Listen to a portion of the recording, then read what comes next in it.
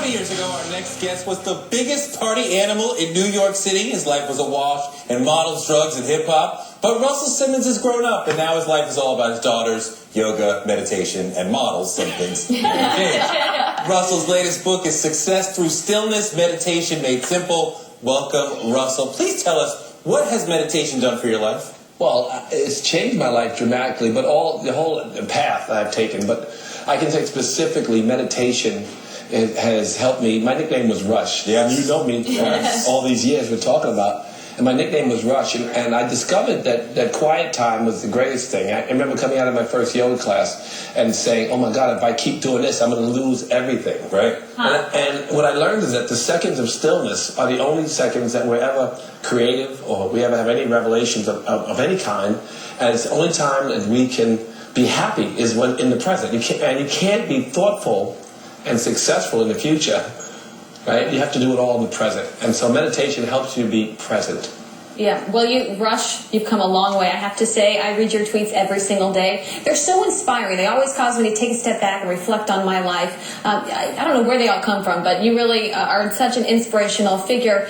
What was that moment in life where you adopted this whole new life philosophy, one of stillness, one of meditation?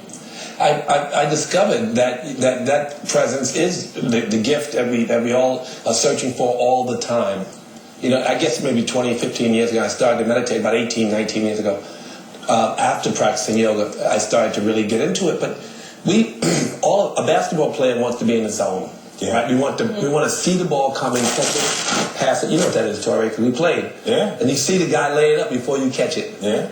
The noise, the fluctuations of the mind, you can't catch the ball. Right. You know, so what you want is the mind settled. And I discovered that in yoga, and then I read it, you know, in scripture and stuff, and I kept and then finally there was a book, and this book really rang home. Even though I had read lots of scripture, yogic science, Buddhist stuff, and Be Still and Know was taught, all these things are taught to me, but what did it look like? And it looked like being in the zone. It looked like, and Eckhart Tolle said once, it was very interesting to read. He said, like being in a car accident, and it rang a bell. And I know this kind of focus, this kind of intense presence is what we all want from everything that we do in life. Everything we do in life is geared towards getting to a present consciousness. I connect with what you're saying a lot. I find I'm most able to focus on the present when I'm running in the woods because you can't think too much. You have to make sure you're not tripping over a rock or so you have to be right in that moment.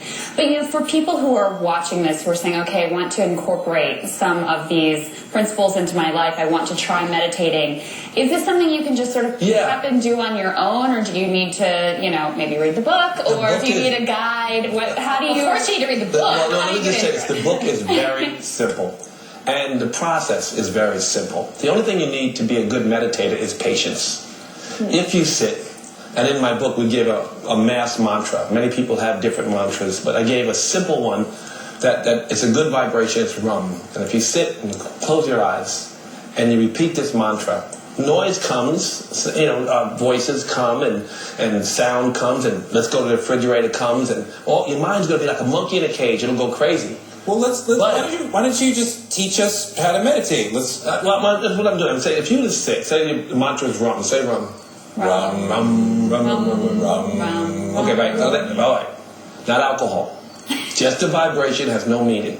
Now, if you sit and you close your eyes, Tori, and repeat this mantra, thoughts are going to come, they're going to go. And as they come, it's okay to think them, but gently come back to the mantra.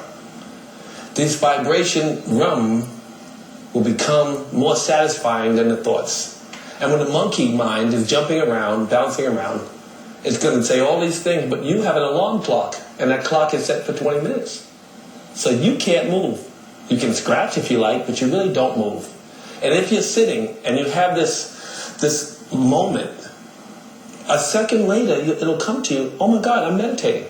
So the mind will settle. And once it begins to settle, then the mind will go crazy again when you realize it, and then it'll settle even more.